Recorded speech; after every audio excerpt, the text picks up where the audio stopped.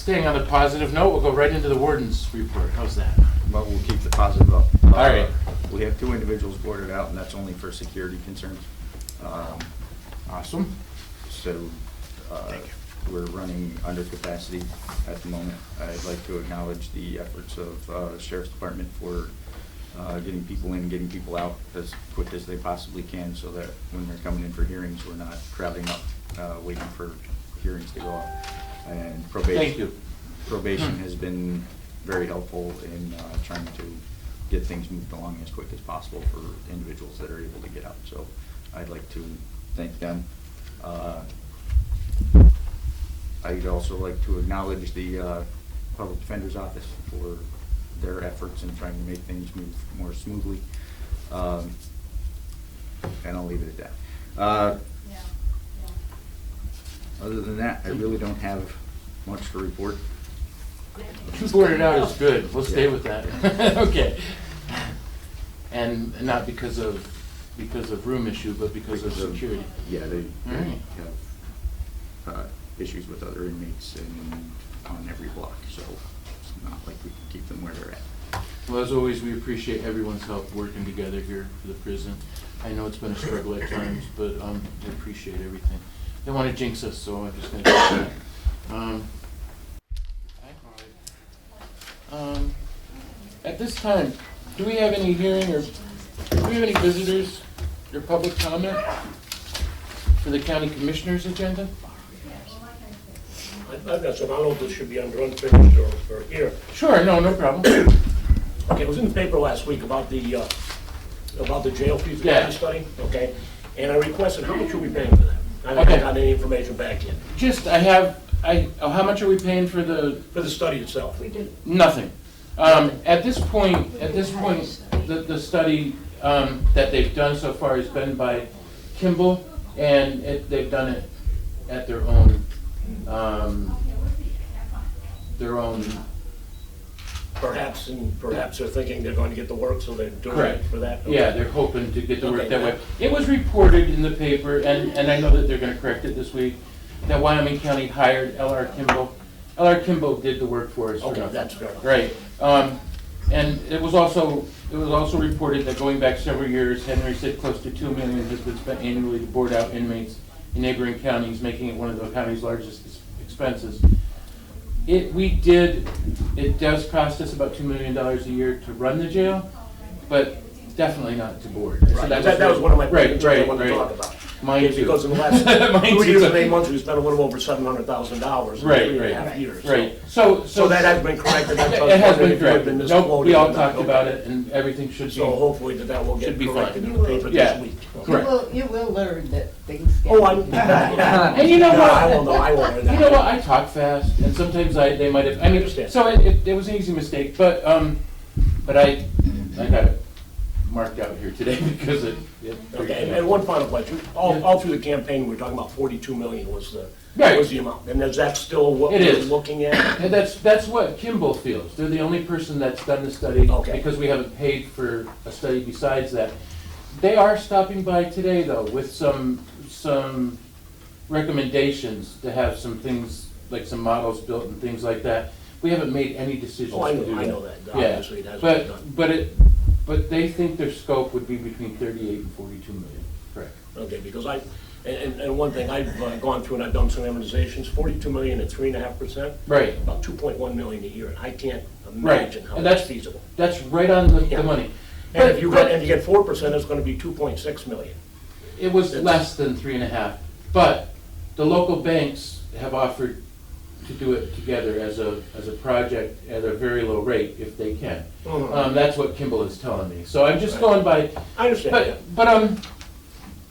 but they have, but right now, just to throw out there, we're spending almost $2 million a year now with a new jail and with new accommodations and with being able to house other inmates and with all that in mind, it may actually be less to have the new prison or pay about the same as what we're paying for the small prison that doesn't work. Because there's less guards needed, there's less, the jail is more accessible, they could put more projects in there. I don't know if I'm saying it right, but I mean, like, there's so much more that we could do with the new jail as far as programs and work programs and everything. If it costs what it already costs, what we're spending now, it may be a thing to look into. Not sure. I mean, we're just looking. Somebody's gonna have to prove me up from this. Right. No, me too. Me too. It hasn't been proved. But that's, who knows unless you check it out. Well, you know my feelings on the jail, so Yeah, let's go for that. yeah. All right. And I hope my feelings come across too, because under no, it would be the very last resort. I would not want to build a jail. It's not why we're doing this study. But we're losing money every year. I gotta at least check it out. Oh, yeah.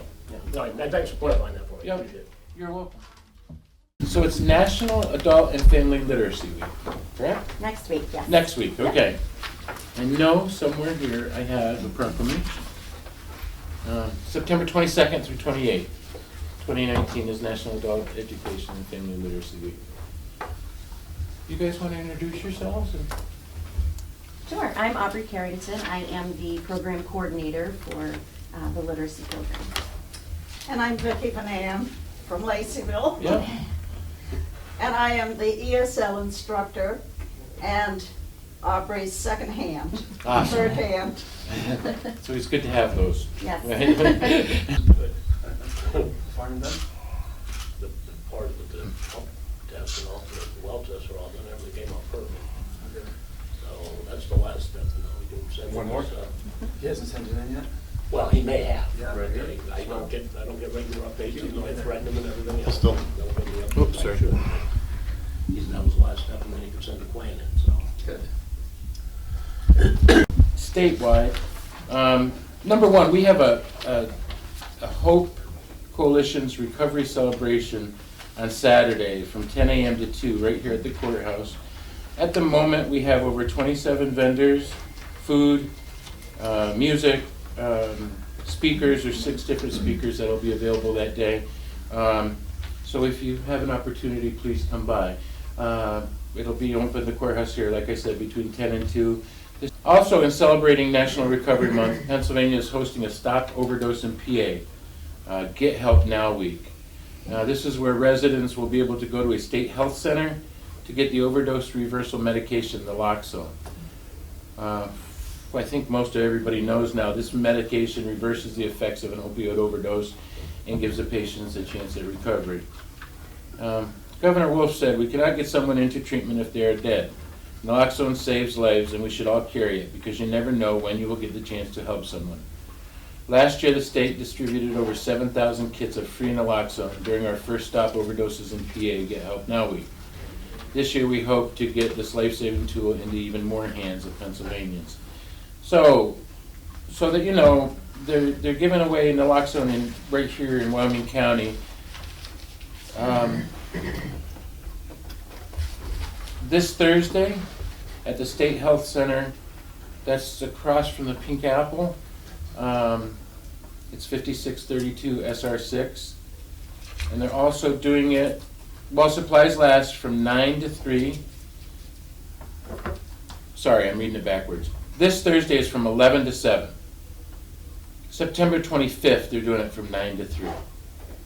Same place? Same place, correct. Yeah, we can display it, yeah. You know what, Tree Hab had a workforce development report. Judy left it here for me to look at yesterday. I think.